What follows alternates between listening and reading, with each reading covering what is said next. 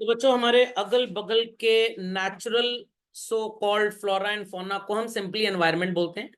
But the external forces which control our business, not internal children, the external, that is called as which type of environment? Business environment. तो हमने features पढ़ने start करने थे. मैंने आपको ये composition शायद लास्ट लेक्चर में लिखवा दिया था. Got it clear? चलिए, रिलेटिविटी का मतलब क्या होता है पर्सन बच्चों?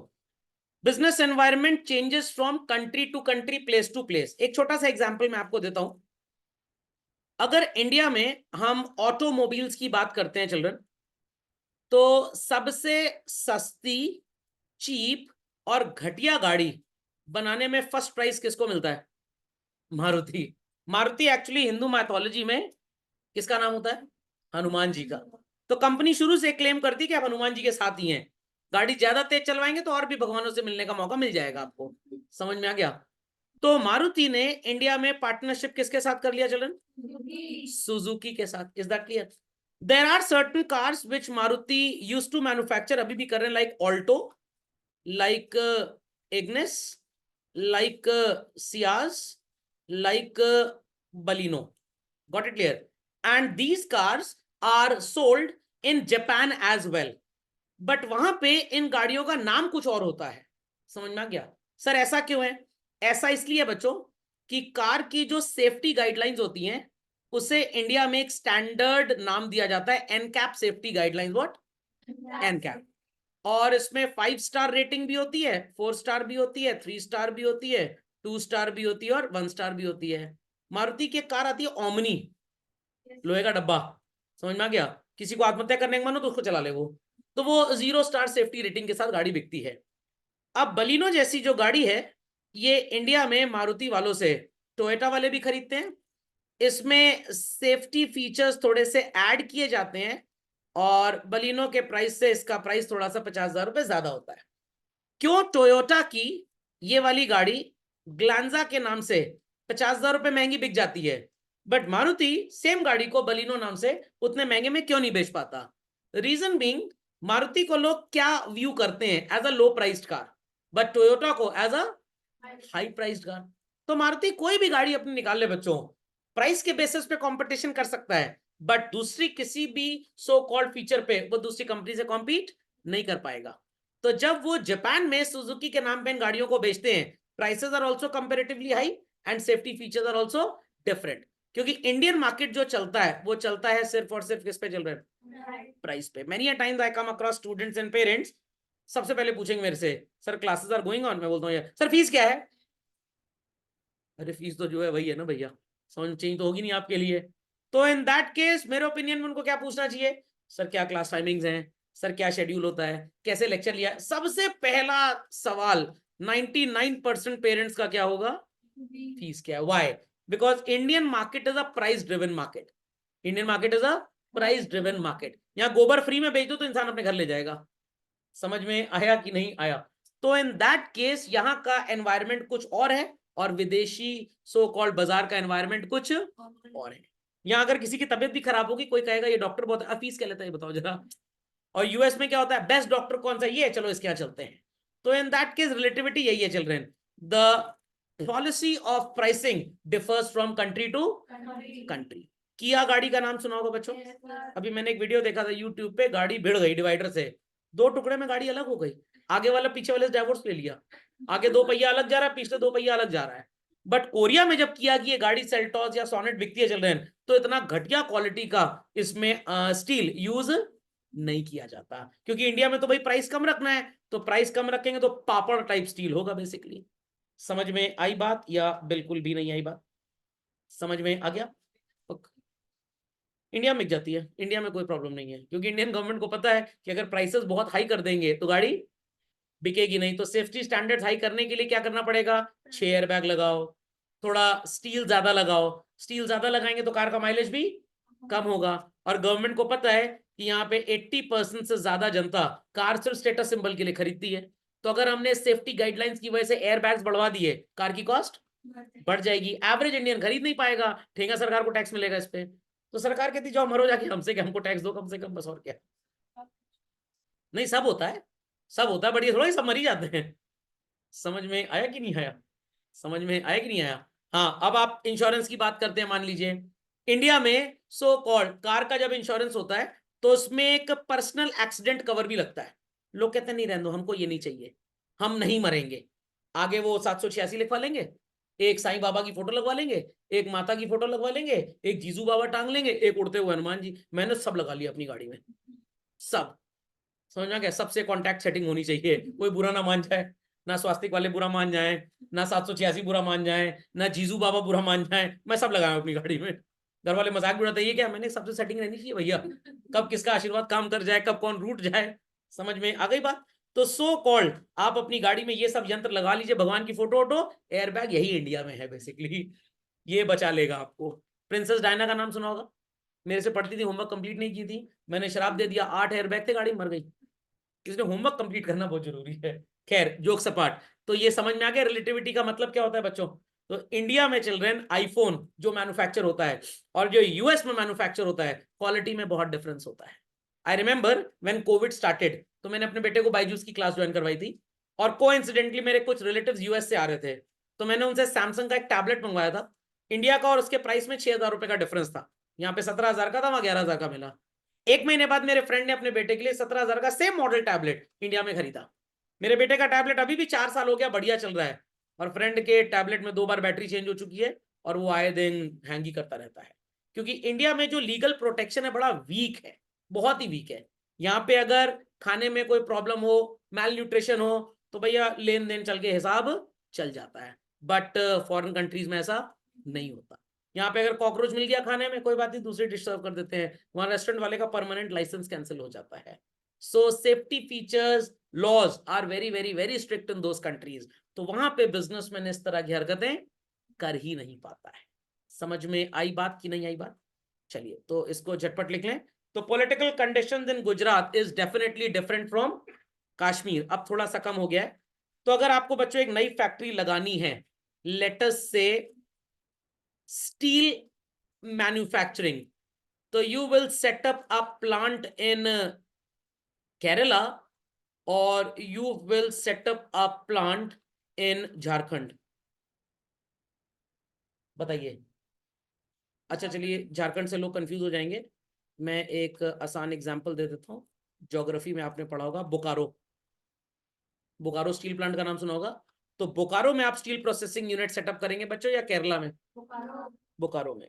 ईशा जी आवाज आ रही है, रुजदा ने आवाज आ रही है बच्चों, तो बोलते Yes. हैं। मैंने एक कंपनी खोली, ई व्हीकल प्राइवेट लिमिटेड, और मेरे को सो कॉल्ड इस कंपनी में प्रोग्रामिंग करवानी है अलग अलग ई व्हीकल्स के लिए, प्रोग्रामर्स बैठा के। I should set up a plant in, sorry, an office in Uttar Pradesh और कर्नाटका के बेंगलुरु में। Children, where should I set up my IT office? Bengaluru में, बिकॉज वहां पे आपको आईटी प्रोफेशनल बहुत अच्छे मिल जाएंगे। समझ में आया कि नहीं आया? अगर मेरे को एक कैफेटेरिया खोलना है जहां पे मेरे को सो कॉल्ड यंग जनरेशन को फूड सर्व करना है, मैं कचौड़ी आलू बेचूं या बर्गर पिज्जा बेचूं? Simple as that. समझ में आ गया? तो place to place it differs. आप अगर मैकडोनल्ड्स गए हो कभी बच्चों, तो आपने मैक वेजी बर्गर शायद खाया होगा। वैसे मेजोरिटी केसेस में हिंदुस्तानी आदमी क्या कहता है, वो 40 रुपए वाला दे दो, वो लोग कहते हैं सर उसका भाव 50 हो चुका है। तो मैक वेजी में और मैक आलू टिक्की में फर्क है, ये बड़ा इंपॉर्टेंट है यहाँ पे एक्सप्लेन करना। मैंने अपनी काफी स्टोरीज में बताया हुआ है। 1991 में जब new economic policy Manmohan Singh ji लेके आए बच्चों, तो 1993 में ये मैकडोनल्ड्स जैसी संस्थाओं की इंडिया में एंट्री हुई, और इन्होंने जब बर्गर बेचना स्टार्ट किया, they were a biggest flop in the country, biggest flop. इनकी हालत खराब हो गई, ये क्या हुआ, वर्ल्ड वाइड तो हमारा बर्गर एकदम भयंकर बिकता है। तो इन्होंने पकड़ा मैकेंजे को, ये एक सीए कंसल्टेंसी है और रिसर्च भी करते हैं अलग अलग बिजनेस प्रोसेसेस पे। तो इन्होंने मैकेंजे वालों से बोला भाई रिसर्च करके बताओ कि हमारा बर्गर क्यों नहीं बिक पाया। तो उन्होंने कहा आपने सौरभ सर की बिजनेस एनवायरनमेंट की क्लास नहीं की ना, इसलिए आपका बर्गर नहीं बिक पाया। अनुष्का जी कुछ बोलना चाहती है, उनको आंसर पता है, बट पहले मैं बड़बड़ा लूं जरा। तो उन्होंने बोला आपने सौरभ सर की क्लास अगर की होती, और या नहीं भी की तो वीडियो देखा होता, चैनल सब्सक्राइब किया होता, लाइक किया होता, तो प्रॉब्लम ना होती। उन्होंने कहा ज्ञान ना दो भैया, करना क्या है ये बताओ। कह रहे हैं आप जिस जगह पे बिजनेस करने आए हैं यहाँ पे लोगों को बर्गर में क्या पसंद है? आलू की टिक्की।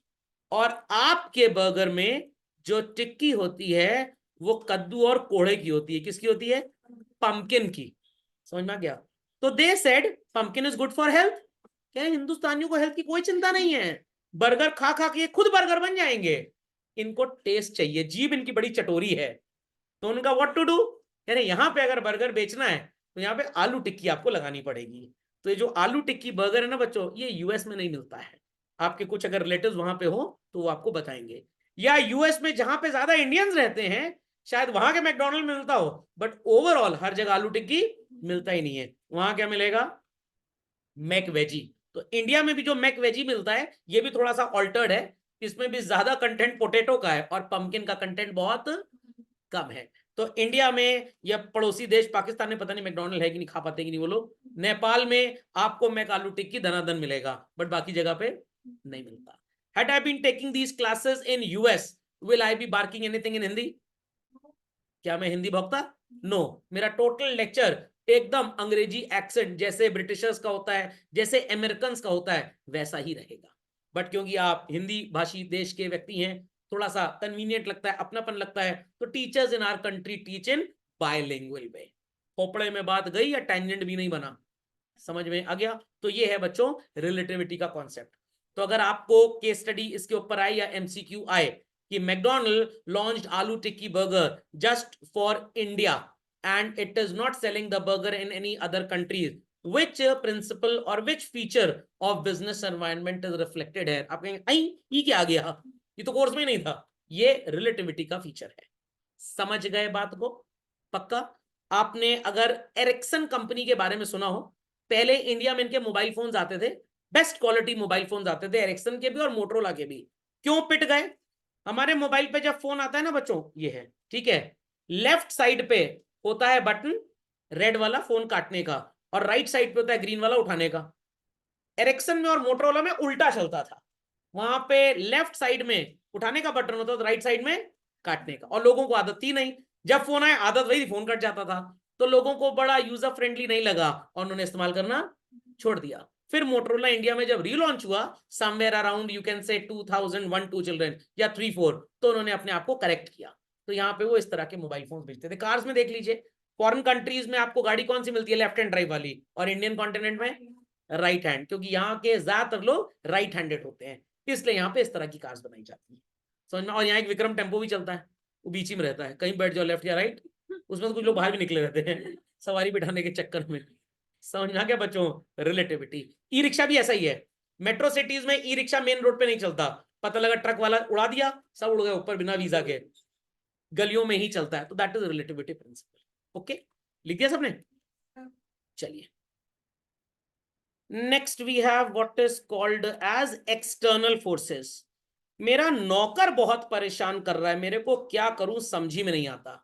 ना टाइम पे क्लास की सफाई होती है, ना चेयर्स अरेंज होती हैं। शुड आई किक हिम और हर आउट चिल्ड्रन? सर हिम्मत है आपकी? क्योंकि हम लोग तो क्लास अटेंड करेंगे। ऑब्वियस सी बात है, मैं किक आउट कर सकता हूं, ये मेरे कंट्रोल में है। सॉरी टू से ये बिजनेस एनवायरनमेंट नहीं है। समझ में आ गया? बट अगर गवर्नमेंट चाहती है चाइना की तरह ग्रेट लीप फॉरवर्ड पॉलिसी की तरह हमारा देश भी आगे चले, तो इनको कॉटेज इंडस्ट्रीज को बढ़ावा देना पड़ेगा। समझ में आ गया? This is called as a business environment. तो बिजनेस एनवायरनमेंट हर वो चीज होती है जो आपको एक्सटर्नली इन्फ्लुएंस करती है, ना कि इंटरनली। समझे इस बात को? पक्का? Understood well? चलिए, तो यहां पे बच्चों हर बच्चे को अपने जीवन में यह जरूर करना चाहिए। क्या करना चाहिए सर? स्वॉट एनालिसिस। क्या करना चाहिए? स्वॉट। स्वॉट का मतलब क्या होता है? आपने भी किया होगा जीवन में कभी। What are your strength? मेरी स्ट्रेंथ थी कि मेरे को बकवास करना बहुत अच्छा लगता है, मतलब की भी और फालतू की भी। तो फालतू वाली में मोटिवेट कर देता हूं और मतलब वाली में आपको पढ़ा देता हूं। This is my strength. Weakness है कि भाई बच्चा अगर होमवर्क करके नहीं आता, मैं उसको क्लास से बाहर निकाल देता हूं, मैं झेल नहीं पाता। अपॉर्चुनिटी इज देयर कि इंडिया में जो एजुकेशन इंडस्ट्री है बड़े जोरों शोरों से पढ़ रही है, क्योंकि यहाँ जो पढ़ने के लायक नहीं भी होते वो भी क्लास में बैठ जाते हैं आके। Please don't take it on yourself. समझ में आ गया? तो भाई पढ़ेगा तो हर बच्चा पढ़ेगा, इंडिया बढ़ेगा इंडिया। बट थ्रेट क्या है? अगर ज्यादा पढ़ा दिए और बच्चे कोमा में चले गए और पगला गए तो क्या होगा? Just a joke children. एक नाम लिख रहा हूं स्क्रीन पे, शायद आपने सुना होगा। हाँ सर, राहुल तो शाहरुख खान का नाम था सर। अरे वो राहुल नहीं भैया, स्कूटर होगा आपके दादाजी के पास, हर घर में होता था ऐसा स्कूटर, बजाज का, हमारा बजाज, समझ में आ गया। राहुल बजाज जी कंपनी के सीईओ थे, और इन्होंने स्कूटर्स बनाने कब से स्टार्ट किए, शायद मेरी जीके उतनी स्ट्रांग नहीं है, बट हमारे घर में पहला स्कूटर बच्चों बोला जाता है 77-78 में आया था। और पापा बताते हैं उस समय 3-4-5 साल की बुकिंग हुआ करती थी। आज बुक कराएंगे 4 साल बाद मिलेगा स्कूटर आपको। और सर आज गलती से शोरूम में चले जाएं और फोन नंबर देख चले आए, जब तक फोटो पे माला चढ़ी हुई देख नहीं लेंगे पीछा नहीं छोड़ेंगे, क्योंकि उस समय डिमांड बहुत ज्यादा थी और सप्लाई, आज उल्टा हो चुका है, सप्लाई बहुत ज्यादा है और डिमांड कम है।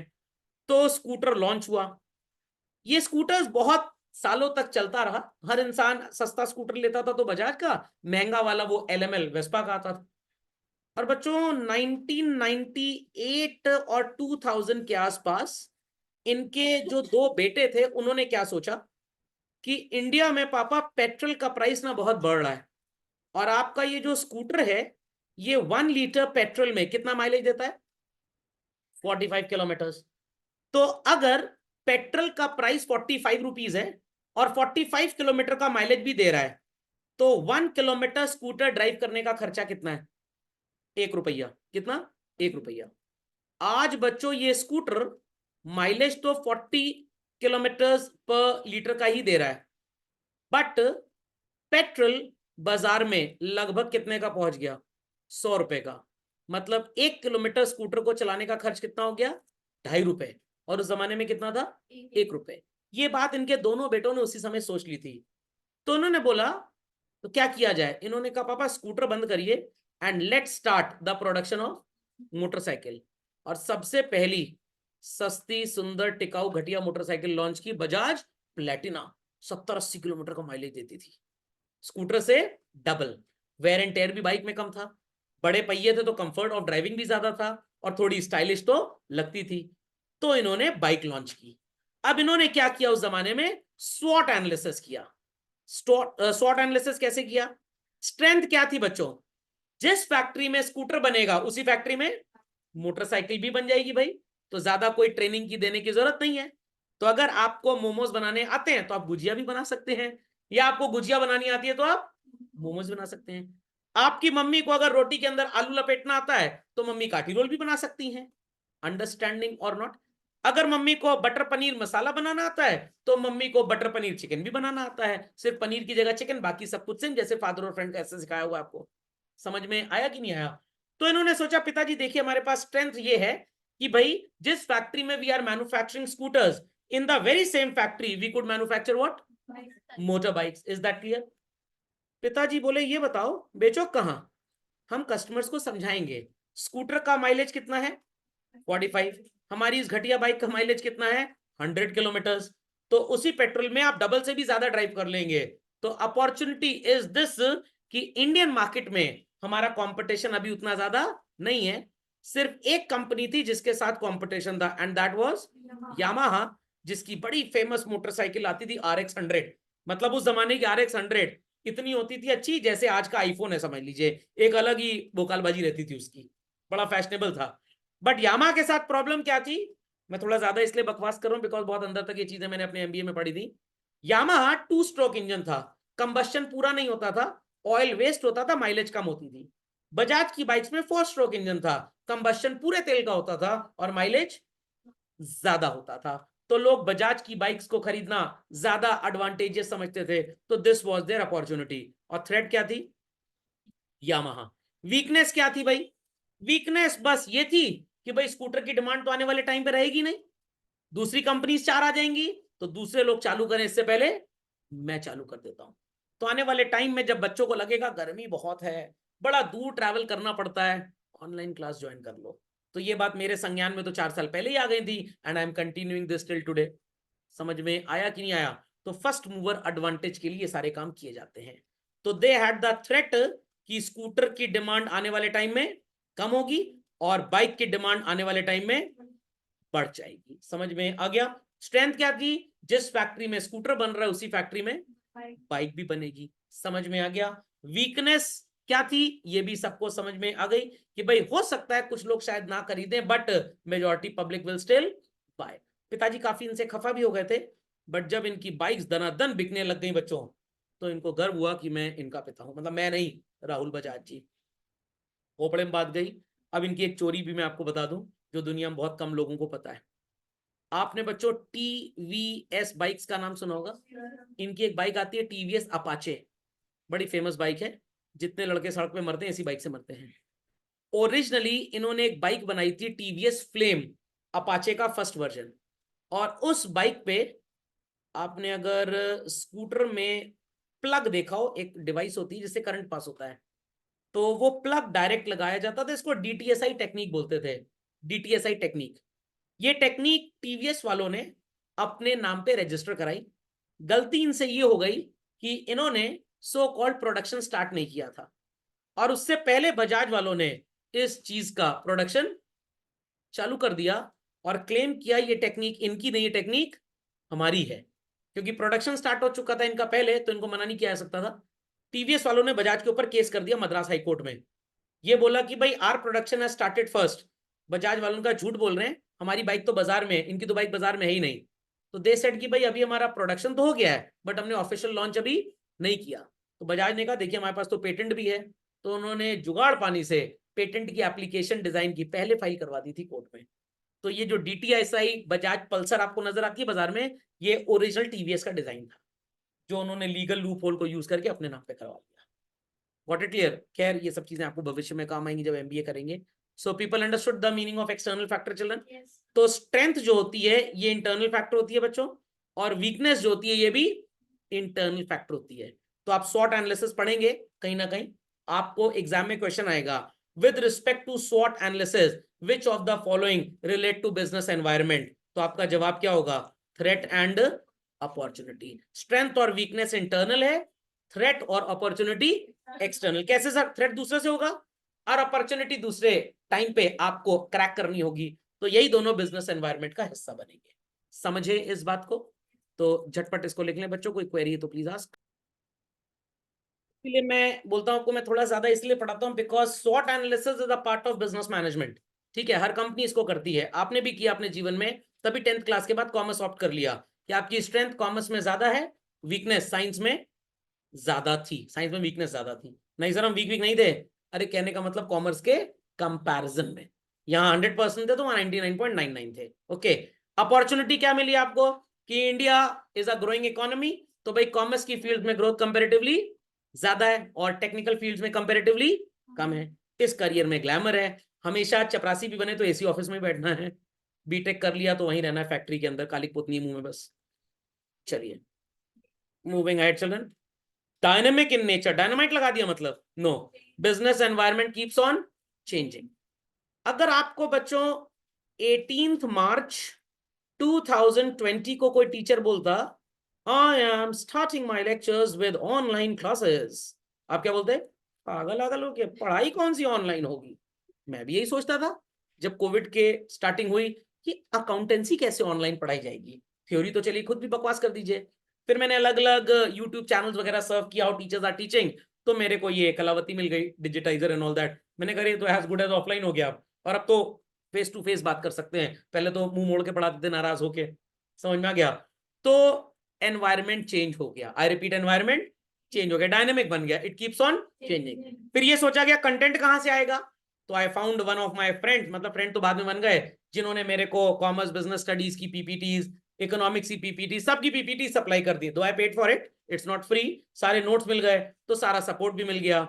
आगे चल के अगर और कुछ होता है तो भाई टेक्नोलॉजी इतनी एडवांस्ड है, आपको लग रहा है कि सौरभ सर बोल रहे हैं, हो सकता है मैं रोबोट हूं, हो सकता है मैं रोबोट हूं। अभी एक नई मूवी आई थी शाहिद कपूर वाली, पता ही नहीं लगा कि वो कृति सैनन रोबोट थी क्या थी। समझ में आ गया। तो आने वाला जमाना ये है बच्चों, बोलूंगा मैं, आपको लगेगा मैं ही बोल रहा हूं, बट रियलिटी में मैं एक एआई एनेबल्ड रोबोट होगा, वहां सिफरा होगा या सिरफिरा हो जाएगा।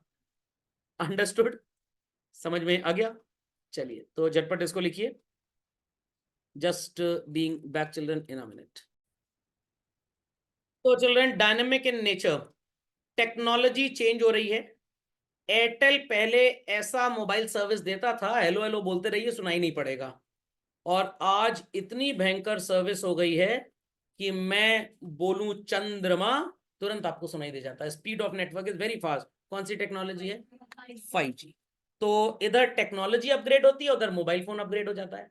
पहले लोगों को किसी को कुछ समझाना होता था, बताना होता, शेयर करना होता था, फोन करते थे, समझ में आ गया। आजकल फेसबुक, व्हाट्सएप, स्टेटस लगा दो। फेसबुक में तो और समस्या है, स्टेटस लगा दिया, पता लगा किसी ने लाइक नहीं किया, अच्छा लाइक कर दिया तो अब कमेंट क्यों नहीं किया, अच्छा उसके सब्सक्राइबर्स 450 हो गए, मेरे 480 हो गए, मैं ऊपर हूं, किसी के 800 हो गए, उसमें डिप्रेशन आ रहा है आजकल ये सब।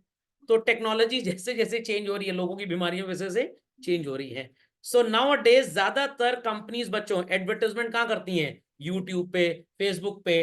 कुछ केसेस में चैनल्स फ्री होते हैं और कुछ केसेस में बड़े सस्ते होते हैं। Got it clear? जैसे मेरे को फेसबुक बोलता है पर डे का एडवर्टाइजमेंट करिए आप, आपको सिर्फ 83 रुपी 40 पैसे देने होंगे, विद इन 4 किलोमीटर्स आपका एडवर्टाइजमेंट सर्कुलेट होता रहेगा। सर ये कैसे?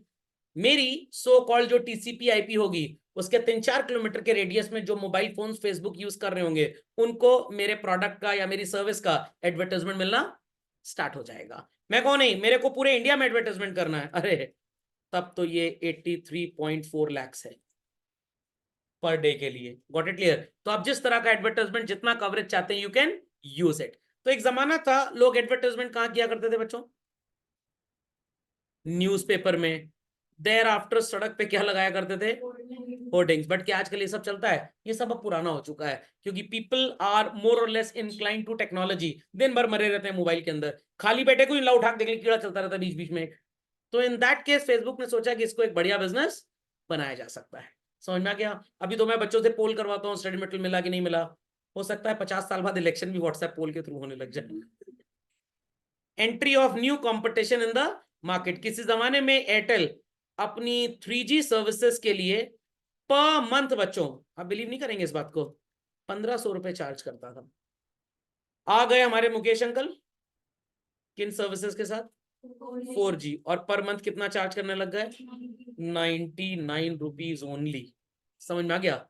एयरटेल को लगा है तो एकदम धंधा चौपट हो गया, ढेर सारा कोर्ट कचहरी सब कुछ हो गया, बट कोई फर्क रिलायंस को पड़ा ही नहीं। एयरटेल भी अपनी औकात पे चलाया, 4G टेक्नोलॉजी, मंथली प्राइस 399। तब तक इन्होंने भी प्राइस बढ़ा के क्या कर दी? 399। तो लगभग इंडिया के 10-15% कस्टमर्स वोडाफोन के पास हैं, बाकी आधे जियो के पास है और आधे एयरटेल के पास है। तो जैसे जैसे टेक्नोलॉजी चेंज होती है बच्चों, बिजनेस करने का इंट्यूशन और mentality also gets change. Maruti एक जमाने में एकदम सस्ती और घटिया गाड़ियां बनाता था, उनको लगा कि भाई कंपटीशन बढ़ रहा है। मैं आपको फैक्चुअल डेटा देता हूं चिल्ड्रन। 1983 में मारुति लॉन्च हुआ था। उस समय इंडिया में 3 कार्स होती थी बस, एक एम्बेसडर, एक फिएट और एक मारुति सुजुकी। पहली बार लोगों ने एयर कंडीशन कार इंडिया में 1983 में देखी थी। The long journey went till the year 1996, जब तक मारुति का एक छत्र राज था पूरे मार्केट में। मोर देन 83.5% मार्केट शेयर था इनका। मतलब अगर सड़क पे 1000 गाड़ियां हैं तो 835 मारुति ब्रांडेड होती थी। देयर आफ्टर एंट्री हो गई Hyundai की, सेंट्रो की, और आपने गाड़ी का नाम सुना होगा शेवरोले की स्पार्क, अब बंद हो गई इंडिया में। उस समय ये मटीज के नाम से आती थी children. And thereafter Tata की इंडिका। जब ये गाड़ियां 96-98 में लॉन्च हुई चिल्ड्रन, मारुति का शेयर घट के कितना हो गया? 53%। But till today also 37-40% share इनका है, घटिया प्राइसिंग की वजह से। That's why people buy these cars. और रिसेंटली तो मारुति ने 20-20 लाख तक की गाड़ी लॉन्च कर दी। क्या जरूरत थी इनको इतनी महंगी गाड़ियां बनाने की? क्योंकि इन्होंने सोचा जब हम 1983 में इंडिया आए थे तो पर कैपिटा इनकम कुछ थाउजेंड्स थी लोगों की, और आज लैक्स हो चुकी है। उस समय हमारे घर में एक छोटी टोबू साइकिल थी मेरे लिए, मैं 3 साल का था। आज मेरे पास भी कार है। तो भाई इनकम लेवल्स कंट्री में बढ़ गए, तो मारुति ने सोचा people are willing to spend more money on cars, तो थोड़ी अपग्रेडेड सनप्रूफ वाली गाड़ी बनाए। एक बार एक मारुति के मैनेजिंग डायरेक्टर थे मिस्टर भार्गव, मैंने उनका इंटरव्यू पढ़ा था। उन्होंने क्या बकवास मीडिया में की थी, मारुति कभी भी इंडिया में सनप्रूफ वाली गाड़ी लेकर नहीं आएगा, क्योंकि सनप्रूफ वाली गाड़ी इंडिया में यूटिलिटी रखती ही नहीं है। यूटिलिटी कहां पे होती है सनरूफ वाली गाड़ियों की? जहां पे ठंड बहुत ज्यादा पड़ती है, सन चाहिए उनको ताकि विटामिन डी मिलता रहे, इसलिए वो ऊपर से शीशा खोलते हैं। और यहाँ पे तो लोग इतने कलाकार हैं। एक फोटो मैंने देखी थी किया की, वो घर में पाइप लगाते हैं ना बिजली वाला, वो गाड़ी में रख के ले जा रहे थे ऊपर लटका के, सनरूफ खोल के। तो यहाँ पे यूटिलिटी नहीं, यहाँ स्टेटस इज यूटिलिटी। बच्चे बाहर कूद रहे हैं, समझ में आ गया, ऊपर तार से लड़ जाए कोई मतलब नहीं, बट बंदर बना करना ही करना है, इसलिए लोगों को सनरूफ वाली गाड़ी चाहिए। तो वैसे इंडिया का क्लाइमेट इतना गर्म है, विटामिन डी तो आपको घर के बाहर से मिलना स्टार्ट हो जाता है। तो इंडिया में लिटरली सनरूफ वाली गाड़ी की जरूरत नहीं है। बट लोग तो सनरूफ वाली गाड़ी को 2 सीटर बीएमडब्ल्यू समझ लेते हैं यहाँ पे, क्योंकि बीएमडब्ल्यू तो खरीदने की औकात है नहीं, 1.5 करोड़ 2 करोड़ की आती है, चलो 15 लाख में वही शौक पूरा कर लेंगे। अंडरस्टैंडिंग और नॉट? जो नहा के नहीं निकलते घर से, बस शैम्पू और सोप रख लें और सनरूफ वाली गाड़ी ले लें, गाड़ी में बैठे बैठे नहा सकते हैं। तो ये उनका एक स्टेटमेंट था कि Maruti is never planning to produce cars equipped with sunroof. But उनके बकवास करने के 5 साल बाद ही, 2 साल पहले मारुति ने सनरूफ वाली गाड़ियां इंडिया में लॉन्च कर दी, बिकॉज उनको नजर आ रहा था Hyundai ने लॉन्च किया, दूसरी कंपनीज ने लॉन्च किया, किया ने लॉन्च किया, अगर हम लॉन्च नहीं करेंगे तो हमारी सेल क्या होगी, ड्रॉप हो जाएगी। तो ये होता है बिजनेस का डायनेमिक नेचर। समझ में आ गया? एमसीक्यू टेस्टिंग स्टार्ट हो गई एग्जाम्स में। अगर मैं एमसीक्यू पेपर नहीं बनाऊंगा तो क्या मेरा टेस्ट आपको इक्विप कर पाएगा आपके बोर्ड के लिए? तो I have to change my pattern of testing as well, so as to commensurate with the pattern which is adopted at the board level examinations. समझ गए इस बात को चिल्ड्रन? तो समझ में आ गया एंट्री ऑफ न्यू कंपटीशन का मतलब? तो अगर किया जैसी कंपनी इंडिया में कभी आई ही ना होती, शायद किया पहली कंपनी थी जिन्होंने सनरूफ वाली गाड़ी लॉन्च की थी, तो क्या मारुति वाले कभी जागते? कभी नहीं जागते। तो मार्केट में कंज्यूमर को प्रोडक्ट तभी अच्छा मिलेगा जब बाजार में कंपटीशन होगा। अगर कंपटीशन नहीं होगा तो वही गांधी जी वाले चरखे का सूती कपड़ा आज भी हम पहन रहे होते हैं। Got it? सबने पॉइंट्स लिख लिए बच्चों? चलिए, uncertainty. Can anybody answer me कि ऑनलाइन क्लास का फ्यूचर क्या है, या इलेक्ट्रिक व्हीकल्स का फ्यूचर क्या है? किसी को नहीं पता। I was going through a YouTube channel जिसमें ये बताया गया, बड़ा ईवी ईवी ईवी चल रहा है। Toyota is coming up with hydrogen fuel engine. जैसे पेट्रोल भरा जाता है गाड़ी में, वैसे ही हाइड्रोजन भरी जाएगी। जो इंजन पेट्रोल वाला कार में लगा है, थोड़ा सा मॉडिफिकेशन करेंगे, या हाइड्रोजन को सपोर्ट करेगा। इलेक्ट्रिक व्हीकल में इंडिया में सबसे बड़ा प्रॉब्लम क्या है? बैटरी स्वैपिंग का। यहाँ पे तो लोग गाड़ी में एसी चला के खाना खा लेते हैं पूरा, क्या इलेक्ट्रिक व्हीकल में काम हो पाएगा? पता लगा खाना खा लिया, आप जम लगा के हैया चलो धक्का मारो गाड़ी को। समझ में आया कि नहीं आया? कुछ के घर में लाइट चली जाती, गाड़ी में एसी चला सो जाते हैं। इलेक्ट्रिक व्हीकल में तो डिस्चार्ज हो जाएगी गाड़ी। फॉरेन कंट्रीज में क्यों चलती है भाई? हर 10-15 किलोमीटर पे battery charging station is there. समझ में आ गया? वहां पे भी लोगों को कन्वीनियंस होता है कि भाई आधे घंटे में फास्ट चार्जर से बैटरी चार्ज हो गई। क्या इंडिया में इतना कन्वीनियंस है? बिल्कुल भी नहीं है। तो दैट्स वाई इंडिया में ये सब गाड़ियां ज्यादा सक्सेसफुल होंगी ही नहीं कभी भी। टोयोटा ने यही सोचा कि भाई यूएस मार्केट के बाद, जर्मनी के बाद, जापान चाइना के बाद हमारा सबसे बड़ा मार्केट कौन सा ऑटोमोबाइल का? इंडिया। और आने वाले टाइम में इंडिया वर्ल्ड का सबसे बड़ा ऑटोमोबाइल मार्केट होगा। क्यों? थोड़े ज्यादा पैसे आ गए, आओ चलो कार खरीद लें। समझ में आ गया? पड़ोस वाले अंकल ने मर्सिडीज ले ली, आपने बीएमडब्ल्यू ले ली। उनकी वाइफ क्या कह रही है? गुप्ता जी ने बीएमडब्ल्यू ली है। कल बीएमडब्ल्यू की सीरीज 5 लेके आना, नहीं तो तलाक का पेपर साइन कर रही हूं मैं। अब पड़ोस वाले अंकल को महंगी गाड़ी खरीदनी, लालची टाइप की मेंटालिटी होती है ना। आईफोन 14 था, 15 लॉन्च हो गया, मेरे को 15 चाहिए। 16 लॉन्च हो गया, मेरे को 16 चाहिए। अच्छा हुआ पति वही वाला चल रहा है अभी, आईफोन 3 से लेकर आईफोन 15 तक। तो लालची प्रवृत्ति के लोग होते हैं हिंदुस्तान में, और यही सबसे बड़ा रीजन है जिससे वर्ल्ड के सारे producers, marketeers, manufacturers, sellers India धंधा करने आते हैं, क्योंकि पता है ये लालची बाजार है। कोई काम नहीं है, हफ्ते में एक बार चार्ज करता हूं इसको बस। समझ में आ गया? सिर्फ बैंकिंग एक्टिविटीज के लिए रखा हुआ आईफोन। तो इन दैट केस लालची टाइप, अरे बैंक चले ही जाओ, बल्कि आदमी रख लो इतने पैसे में तो साल भर के लिए। तो ईवीज का इंडिया में फ्यूचर मेरे को तो बिल्कुल ब्राइट नहीं लगा जब मैंने वाला वीडियो देखा। तो अगर हम अनसर्टेनिटी की बात करें, और हाइड्रोजन इंजन अगर टोयोटा का काम कर गया बच्चों, तो क्या ईवीज का अच्छा मार्केट होगा यहाँ पे? कभी नहीं होगा। तो आपको तैयार रहना पड़ेगा इस चीज के लिए। दैट्स वाई इंडिया की कोई भी कंपनी जो पेट्रोल डीजल व्हीकल्स आज बना रही है, वो पूरा ईवी पे अपने आप को शिफ्ट नहीं कर रहे। थोड़ा सा ईवी का प्रोडक्शन करते हैं, थोड़ा सा दूसरा, कि कल को अगर हाइड्रोजन टेक्नोलॉजी आ गई तो we'll also stop producing what? EVs. क्योंकि ये कार आपको मिलेगी मान लीजिए 15 लाख की, और ये कार मिलेगी 19 लाख की। इसमें बैटरी का प्रॉब्लम, हाइड्रोजन का तो प्रोडक्शन इंडिया में बहुत होता है, हॉस्पिटलाइजेशन वगैरह के लिए बहुत यूज होता है। तो इसका प्लांट सेटअप करना कोई प्रॉब्लम नहीं है, बट ईवी का रिचार्जिंग स्टेशन सेटअप करना is a great problem. That's why uncertainty की वजह से it is highly difficult to predict कि भविष्य में क्या होगा। गवर्नमेंट ने बैन लगा दिया, भाई ईवी तो पॉल्यूशन कम फैलाएगी, बट बैटरी प्रोडक्शन प्लांट जो होगा उससे कार्बन एमिशन बहुत ज्यादा होगा। हो सकता है गवर्नमेंट बैन कर दे कुछ जगहों पे, बट हाइड्रोजन में आपका पोल्यूशन लेवल क्या है, 0 to the power infinity. Output क्या निकलेगा, पानी, और पानी कभी नुकसान करेगा ही नहीं। समझ में आ गई ये बात? This feature is understood well by all. चलिए, solar panel, very good Anjali ji, एकदम बढ़िया जवाब दे रहे सर। सोलर पैनल, पता लगा हम गाड़ी से चल रहे हैं टनल के अंदर, अब वहां धूप ही नहीं आ रही तो गाड़ी चार्ज कहां से होगी। और अगर सोलर पैनल से अगर हम बैटरी को चार्ज कर लें, समझ में आ गया, तो अगेन बैटरी की कॉस्ट गाड़ी की कॉस्ट को बढ़ा देगी। हाइड्रोजन में तो कोई प्रॉब्लम ही नहीं है, थोड़ा सा इंजन को मॉडिफाई करना है। जो एग्जिस्टिंग कार में इंजन लगा हुआ है, मान लीजिए 10% मॉडिफिकेशन मांगता है बस। पेट्रोल इंजन क्या कहते हैं जो होता है कंटेनर, उसकी जगह आपको हाइड्रोजन का कंटेनर लगाना, दैट्स इट। वेयर ईवी में तो पूरी गाड़ी को ही रीप्रोग्राम करना पड़ेगा। एक एडिशनल सेटअप चाहिए हर मैन्युफैक्चरर को, और उससे पहले आपका मैन्युफैक्चरर ये इंश्योर करे कि बाजार में गाड़ी का चार्जिंग स्टेशन है, तब तो आप लेंगे, वरना आप उसको नहीं लेंगे। 1,60,000 रुपए की आती है बच्चों ओला की S3, और 1,20,000 की आती है एक्टिवा। फ्री में तो नहीं चार्ज होगी ना, थोड़े तो पैसे लगेंगे। 4 साल बाद इसकी रीसेल प्राइस कितनी है, 0। घर में कबाड़ी आता है ना संडे को, वही तौल के लेके जाएगा।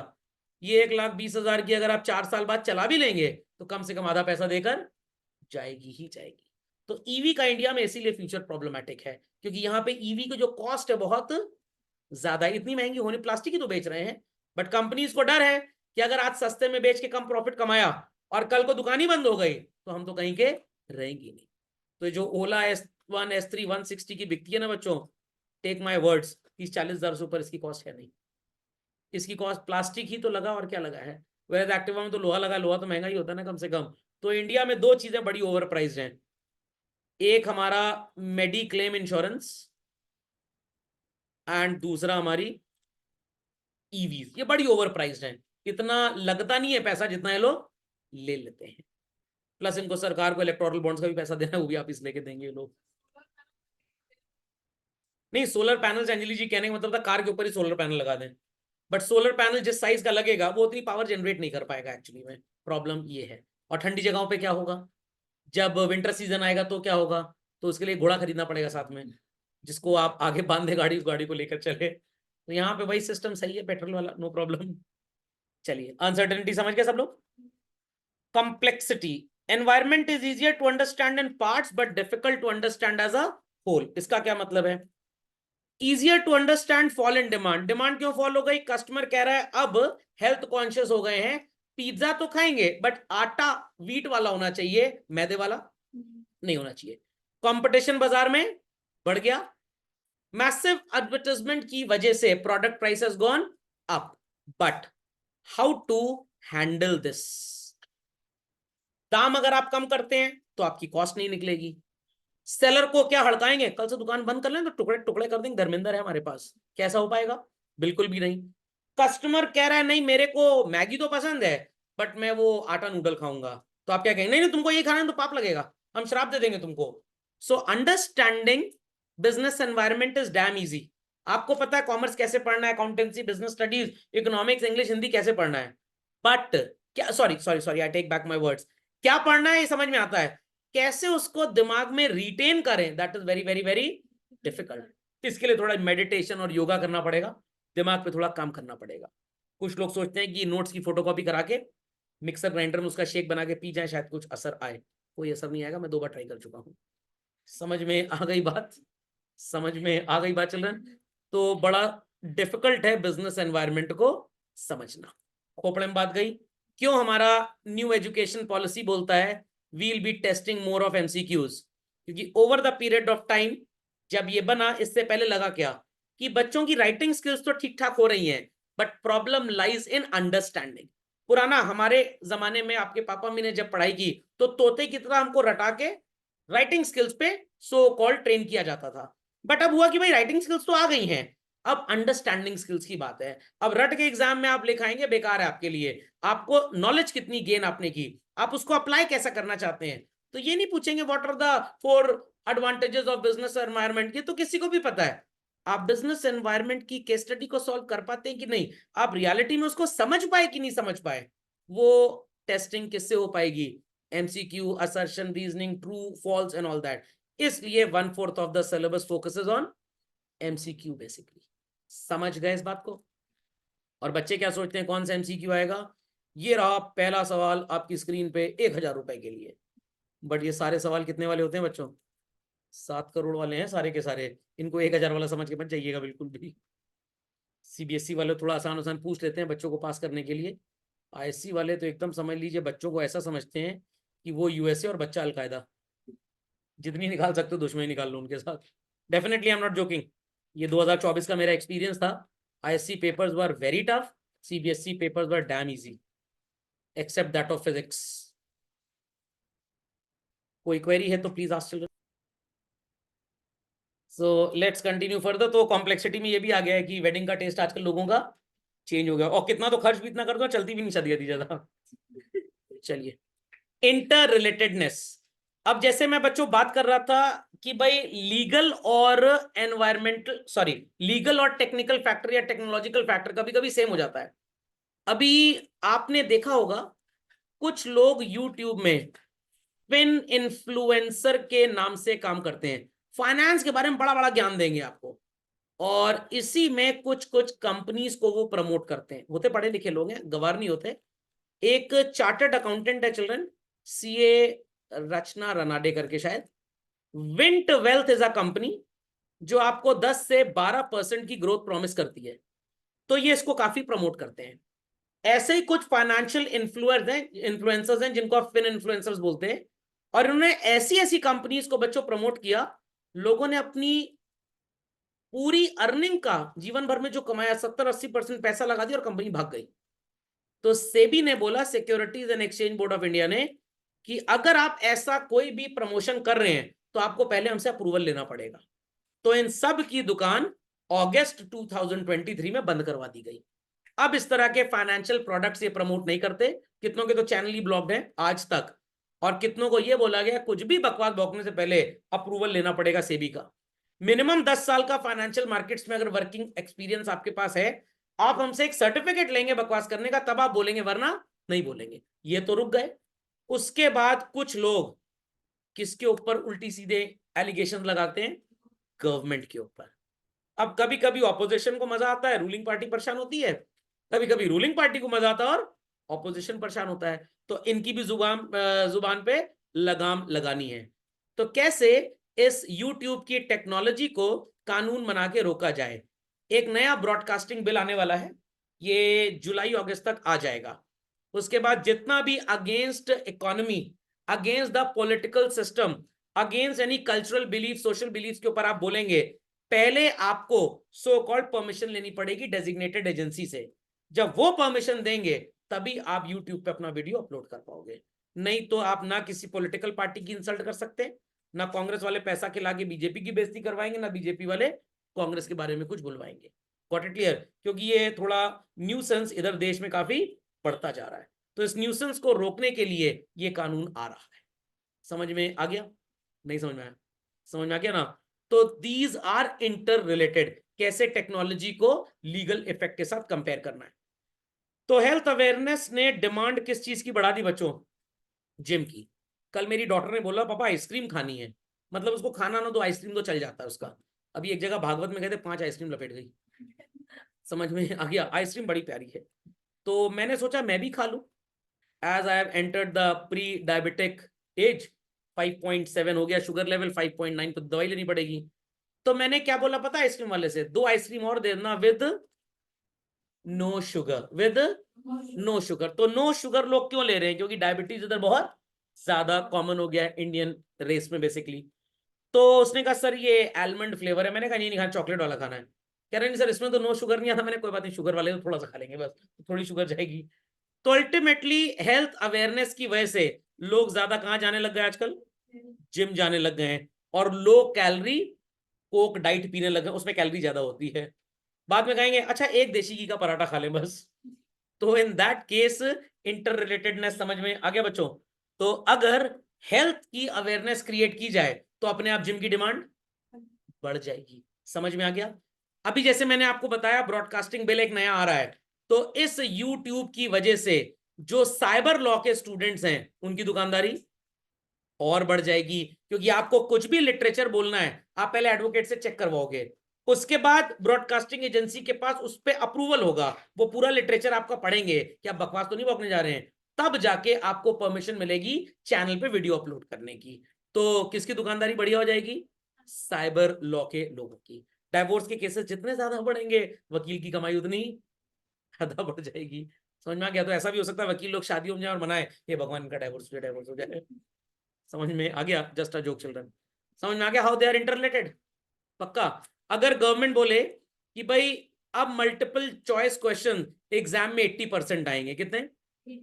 और क्योंकि हम ज्यादा पेड़ काट के पेपर नहीं बनाएंगे, every child is suppose to bring his or her laptop और टैबलेट। आपने दादी माँ से कहा जरा 2 शुगर की टैबलेट देना, दादी माँ बोलेंगे अरे बेवकूफ टैबलेट वो टेक्निकल डिवाइस वो चाहिए, ये नहीं चाहिए। समझ में आ गई ये बात कि नहीं आई? पक्का? तो इन दैट केस इससे होगा क्या? पेपर इंडस्ट्री की डिमांड कम हो जाएगी, तो उस इंडस्ट्री में लॉसेस होने लग जाएंगे। कोई प्रॉब्लम नहीं, जो वहां के वर्कर्स होंगे वो एग्जामिनेशन बॉडीज में असिस्ट करेंगे कैसे एग्जाम कंडक्ट कराना है। समझ गए बच्चों? तो जब भी कानून बदलता है कुछ नया आता है तो काफी फैक्टर्स पे इसका इफेक्ट आ जाता है। समझ गए इंटररिलेटेडनेस? स्पेसिफिक एंड जनरल फोर्सेस मैंने आपको बता दिया है बच्चों। आप अपने इन्वेस्टर्स, कस्टमर्स, सप्लायर्स को कंट्रोल कर सकते हैं, बट क्या आप सोसाइटी को कंट्रोल कर सकते हैं? पॉलिटिकल सिस्टम को कंट्रोल कर सकते हैं? हम कोई अडानी अंबानी थोड़ा है सर, वो होते तो कंट्रोल कर लेते। तो सर मतलब अडानी और अंबानी के लिए ये पॉलिटिकल फोर्स स्पेसिफिक है? भगवान झूठ ना बुलाए, सच्चाई तो यही है। Thereafter legal and technological, तो these are called as what children? Bachelor of engineering business environment. तो specific force is not business environment, आप इसको कंट्रोल कर सकते हैं। General force is business environment. General force जो होता है बच्चों इट इज एक्सटर्नल, और स्पेसिफिक फोर्स जो होता है वो इंटरनल। आपका पड़ोसी बहुत बदतमीज है, समझ में आ गया? वो क्या होगा? बिजनेस एनवायरमेंट, आप उसको कंट्रोल नहीं कर सकते। आपका नौकर बदतमीजी कर रहा था, आपने 2 कान के नीचे लगाया, सही हो गया, तो नौकर इज स्पेसिफिक एंड पड़ोसी इज जनरल। नौकर is which type of factor? Internal, and this is external. तो ये एनवायरमेंट में आएंगे और ये नहीं आएंगे। समझ गए बच्चों बात को? रेस्टोरेंट जाएंगे, कितना जीएसटी चार्ज होगा यू कैनॉट कंट्रोल, बट आपके बटर पनीर मसाले की सब्जी में चिली कितनी होगी ये आप कंट्रोल कर सकते हैं। सर पनीर को कंट्रोल कर सकते नहीं, उसको नहीं कर सकते आप। पनीर के वही 8 पीस होंगे बस। समझ गए सब लोग भाई? झटपट लिख लीजिए। चलिए नेक्स्ट लिखिए बच्चों अपनी कॉपी में, एडवांटेज क्या है बिजनेस का एनवायरनमेंट समझने के लिए। तो अगर मैं आपसे बोलूं कि mister x is a person, Congress की गवर्नमेंट में बड़ा फेयर आउट कर रहे थे बिजनेस, बीजेपी की सरकार आते ही धंधा चौपट। And there is a person mister Adani, Ambani, मैं, आम आदमी पार्टी नहीं, आप वाले, आप यू मतलब, चाहे बीजेपी हो चाहे कांग्रेस हो कोई भी सरकार हो, हमारा तो बिजनेस बढ़िया चलता ही चलता है।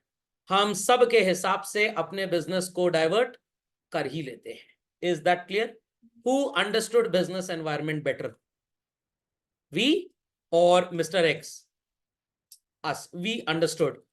तो हमने पॉलिटिकल एनवायरमेंट को समझ लिया। चाहे क्लासेस ऑफलाइन रही हो चाहे ऑनलाइन नहीं हो, मेरी क्लास हमेशा चली पिछले 27 साल, कभी बंद नहीं हुई। कोविड में भी चली, पूरे टाइम चली, धनाधन चली, डेली चली। फर्क सिर्फ इतना था बैच स्ट्रेंथ, उस समय 50-60 बच्चा एक साथ पढ़ता था, ऑनलाइन अभी 2-3 पार्ट्स में पढ़ते हैं। तो who understood business environment better children? Me और दोस्त टीचर्स हु सेड अब ऑनलाइन कैसे पढ़ाएंगे, अब इस उम्र में ना हो पाएगा ऑनलाइन। I understood. समझ में आया कि नहीं आया? तो कहते ना चरसी टाइप का आदमी होता है उसको चरस खाने से कोई नहीं रोक सकता, वो एनवायरमेंट समझ गया ठीक से। Got it clear? तो आपकी एक घर के बगल में एक आंटी रहती हैं, उनके बच्चे बड़ा परेशान करते थे अपनी मम्मी को, उनकी मम्मी घर छोड़ के भाग गई। आपकी मम्मी ने हर मौसम में आपको झेलना सीख लिया, तो किसने एनवायरमेंट अच्छा समझा? आपकी मम्मी ने पूजा पाठ किया करिए उनका, समझ में आ गया कि वो आपको झेल रही है इतने साल से। Just a joke children. तो इट इज रेसर्स, आपको फर्स्ट मूवर एडवांटेज समझना पड़ेगा। क्यों मैकडॉनल्ड इंडिया में इतना हिट है बच्चों? क्योंकि उनके जैसा दूसरा आज तक कोई बन ही नहीं पाया, शायद हो ही नहीं पाएगा। क्यों एप्पल का आईओएस बहुत बढ़िया है? आपने वो तो एक्सपीरियंसेस शायद ही लिए होंगे। अगर आपके पास एक एप्पल का टैबलेट है बच्चों, और आपके पास एक एप्पल का लैपटॉप है और एक आईफोन है, आप आईफोन में फाइल को स्वाइप करिए, बगल में अगर टैबलेट या लैपटॉप रखा है वो उसके अंदर आ जाएगा। सर आत्मा इफेक्ट, जिसे आत्मा जाती है। सैमसंग ने उनसे ये चीज कॉपी करनी स्टार्ट कर दी, बट बाकी कंपनीज क्यों नहीं कर पा रहे? क्योंकि ऐसा इकोसिस्टम जिसको बोलते हैं, दूसरे लोग तब डेवलप कर पाएंगे जब मल्टी डिवाइसेस होंगी। तो लेनोवो का लैपटॉप तो अच्छा है, मोबाइल कोई खरीदता ही नहीं है। तो आपको सब चीज में अच्छा बनना पड़ेगा। अंडरस्टूड और नॉट अंडरस्टूड? तो हमारे इलाहाबाद में एक बहुत पुराना रेस्टोरेंट था, काफी पेरेंट्स वहां जाते भी होंगे, ऑल इंडिया फेमस है ये। और यहाँ की प्राइसेस ताज से ज्यादा महंगी हैं। होटल ताज में भी सामान इतना महंगा नहीं है जितना ही लुटेरे लूटते हैं। पहले इनके यहाँ एक छोटा सा, मतलब सीढ़ी के नीचे घर से घर में स्टोर नहीं होता, बस वैसा ही कैफेटेरिया था। मतलब ये मैं बात बता रहा हूँ आपको अराउंड प्री कोविड की। उसके बाद इनको लगा कि भाई लोग हमारे कैफेटेरिया को तो बहुत पसंद करते हैं, बट जो खाना खाने हमारे यहाँ पब्लिक आती है बड़ी एलीट क्लास आती है, हमें अपर मिडिल क्लास को भी केटर करना है। तो उन्होंने कोविड में अपने रेस्टोरेंट को 3-4 फ्लोर का बनवा लिया। एक फ्लोर पे ये पेस्ट्री वगैरह मैदे का सब आइटम बेचते हैं जिसको खा के लोगों का कोलेस्ट्रॉल बढ़ जाए। दूसरे फ्लोर में ये सिर्फ वेजिटेरियन सामान बेचते हैं। यू डोंट बिलीव, हमारे मोहल्ले में पिज्जा मिलता है सड़क के किनारे 350 का, और इनके यहाँ पिज्जा 350 का मिलता है। तो इन्होंने उस फ्लोर पे, वेजी वेज नाम का फ्लोर है, रोड वाली प्राइसेस को मैच किया हुआ है। अगर 80 रुपए का छोला भटूरा सड़क पे मिल रहा है तो 120 का इनके यहाँ भी मिल जाता है। 60 रुपए का सूप अगर ठेले पे बिक रहा है तो 70 का ये भी बेच देते हैं, ताकि वो क्लाइंटेल भी हमारे पास आ जाए। और एलिट क्लाइंटेल जो 650 रुपए की वेज बिरयानी खाने आई है वो तो जाएगी ही जाएगी। तो इन्होंने इस चीज को सबसे पहले सिटी में रिकॉग्नाइज किया और बिजनेस पूरा कैप्चर कर लिया। अब दूसरा अगर ऐसा करता भी है तो जब तक बहुत ज्यादा क्लाइंटेल नहीं होगी उसको बिजनेस नहीं मिलेगा। समझ में आ गया? अगर आपने बहुत अच्छी अपनी इमेज बनाई थी ऑफलाइन क्लास में, तो बच्चे आपको ऑनलाइन लेक्चर भी अटेंड करेंगे। एक छोटा सा एग्जांपल, हमारे इलाहाबाद के रहने वाले हैं, मैं इनका नाम भूल गया, मिस्टर अलग पांडे जी याद आ गया, पीडब्ल्यू। ऑनलाइन में बड़ी भयंकर इमेज थी इनकी, बड़ी भयंकर। ऑफलाइन में इनकी इमेज उतनी अच्छी स्टार्टिंग में तो बनी, बाद में गुब्बारे की तरह फुस हो गई, क्योंकि इन्होंने अपनी प्रैक्टिसेस को चेंज कर दिया। ऑनलाइन में ये खुद पढ़ाते थे, ऑफलाइन में इनके यहाँ सास भी कभी बहु सीरियल चलता था क्लास में, और बगल में चपरासी खड़ा रहता तो पूछता था क्या प्रॉब्लम है। समझ में आ गया? तो आपको अपनी इमेज बनानी पड़ेगी। अच्छा, मतलब पूरी फोटो नहीं सर, फोटो कॉपी देनी है? अरे मतलब आपकी रेपुटेशन मार्केट में अच्छी होनी चाहिए। तो अगर मान लीजिए लखनऊ में ताज है और इलाहाबाद में भी ताज होटल खुल जाए, तो अगर लखनऊ में, मुंबई में, दिल्ली में, जयपुर में, उदयपुर में इनकी रेपुटेशन अच्छी है, तो इलाहाबाद में भी लोग इनको विजिट करेंगे ही करेंगे। समझ में आ गया? Coping with rapid changes, market change हो रहा है, आपको अपने आप को चेंज करना पड़ेगा, और अगर आपने बच्चों चेंज नहीं किया तो आपका बिजनेस नहीं चलेगा। छोटा सा एग्जांपल लेता हूं, food delivery. What? Food delivery. मैं अपने रेस्टोरेंट से पहले फूड डिलीवरी खुद करवाता था। एक दिन में 15-20 पार्सल मेरे को मिल जाते थे। मैंने 10,000 रुपए का एक एम्प्लॉय रखा था जो डेली लगभग 15-20 पार्सल और महीने में 500 पार्सल की डिलीवरी करता था। मैथ्स सबको आती होगी। पर पार्सल डिलीवरी कॉस्ट कितनी है बच्चों? 20 रुपए। दूसरे रेस्टोरेंट की डिलीवरी मेरे से ज्यादा एफिशिएंट हो गई। क्यों? उन्होंने किसको पकड़ लिया? जोमैटो या जोमैटो? Both delivers. समझ में आ गया? इनकी पर पार्सल डिलीवरी 8 रुपए है। समझ में आ गया? तो मैं अगर 200 रुपए का बटर पनीर मसाला बनाता हूं, डिलीवरी कॉस्ट इंक्लूडिंग मेरे को 220 का पड़ता है। जोमैटो के थ्रू कस्टमर के घर 208 में पहुंच जाएगा। समझ में आ गया? तो लोग किससे ऑर्डर करेंगे, मेरे से डायरेक्ट या जोमैटो से? जोमैटो से, क्योंकि मैं रैपिड चेंजेस के साथ अपने आप को कोप अप कर ही नहीं पाया। तो जो टीचर ऑफलाइन से ऑनलाइन पे मूव हो गए उनको तो आज डुअल एडवांटेज है, और जो नहीं मूव हो पाए उनको डुअल एडवांटेज है ही नहीं। Early warning signal and threat, Bajaj का एग्जांपल अभी यूज किया था बच्चों को। अगर ये बात उस समय राहुल बजाज जी के दोनों छोरों को समझ में ना आई होती तो क्या आज उनका धंधा पानी चलता? चौपट हो जाता पूरा का पूरा।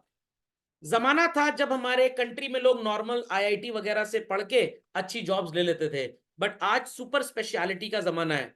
तो आज बड़े बड़े बीटेक इंस्टीट्यूट्स किसके साथ कोलैबोरेट कर रहे हैं? आईबीएम, एप्पल, माइक्रोसॉफ्ट, इन्होंने अपनी लैब्स सेटअप किए हैं, क्योंकि माइक्रोसॉफ्ट आईबीएम टेक्नोलॉजी में लीडर है वर्ल्ड वाइड। एचसीएल को भी आप बोल सकते हैं। तो भाई ये लोग बताते हैं कॉलेजेस को क्या इक्विप करिए अपने स्टूडेंट के अंदर ताकि वो मार्केट रेडी हो पाए।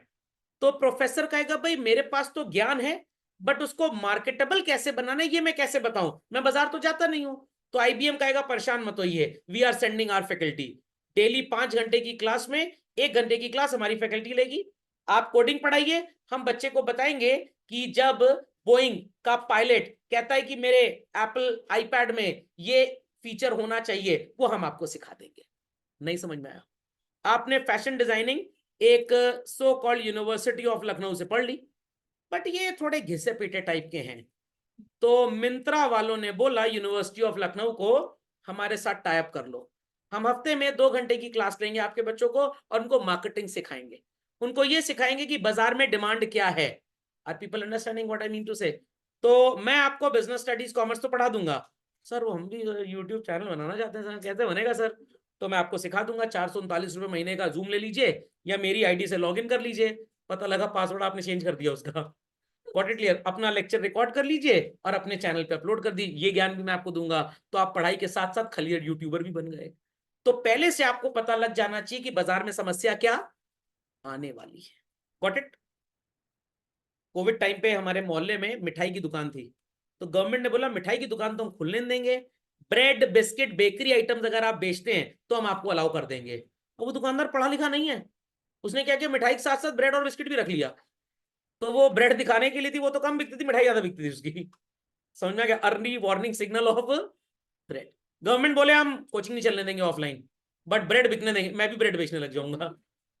गवर्नमेंट कहेगी बच्चे यहाँ क्या करें, ब्रेड खरीदने आए हैं, 1 घंटे से ब्रेड ही खरीद रहे हैं, ओवर टाइम हो गया आज तो। नहीं, वो देख रहे हैं कि ब्रेड सही है कि नहीं, तब आराम से खरीदेंगे। ठीक। रिसोर्स यूटिलाइजेशन, अभी जब इसको और ब्रॉड में पढ़ेंगे तो इसको और बढ़िया तरीके से मैं आपको बताऊंगा। आपके पास जो भी रिसोर्सेज, जैसे मेरा लैपटॉप, मेरा इंटरनेट कनेक्शन, मेरे घर में बड़ा वाला टीवी लगा है, तो मैंने कहा इसको ऑफलाइन क्लास में डिस्प्ले के लिए यूज कर लेते हैं, तो हमारी कॉस्ट कम हो जाएगी। एंड बिजनेस प्लानिंग में, पॉलिसी फॉर्मुलेशन में, अगर आपको बिजनेस एनवायरनमेंट की समझ नहीं है बच्चों, तो आप क्या धंधा पानी चला पाएंगे? नो। तो I am so called, let us say, the owner of Red Chilli Entertainment Private Limited. Shahrukh Khan ji की कंपनी थी, मेरे को उन्होंने फ्री में गिफ्ट कर दी। अब मेरे अंदर ये अकल होनी चाहिए कि पहले 1 महीने मूवी को थिएटर्स में लॉन्च किया जाए, और उसके बाद जब डिमांड कम हो जाए, Amazon प्राइम वीडियो में इसको दे दो। समझ में आ गया? इसको वो डिज्नी हॉटस्टार में दे दो। और अगर ओटीटी चैनल पे आपको अपना प्रॉफिट बढ़ाना है, सीजन 1 Amazon प्राइम वीडियो पे लॉन्च करिए, सीजन 2 नेटफ्लिक्स पे, सीजन 3 डिज्नी हॉटस्टार पे, ताकि एक कस्टमर बेवकूफ तीनों मेंबरशिप खरीदे कम से कम। ये नया गेम ओटीटी प्लेटफॉर्म्स पे स्टार्ट हो चुका है। नहीं समझे बात को? तो पहले मैंने सोचा ऐसे नालायक क्यों करते हैं, फिर मेरी समझ में आई, ताकि मेंबरशिप तीनों की खरीदें तो एक चलेगा और दूसरा नहीं चलेगा। ये आपस की सेटिंग होती है, इसी को बोलते हैं ओलिगोपोली मार्केट। समझ में आई बात? तो सर परफेक्ट कंपटीशन इसमें क्या हुआ? यूट्यूब, एमएक्स प्लेयर, ये फोकट वाले जो हैं। समझ में आ गई बात? चलिए, तो आज की सेवाएं ये समाप्त होती हैं। चैनल को सब्सक्राइब तो किया ही होगा लोगों ने, वीडियो को भी लाइक कर दीजिएगा।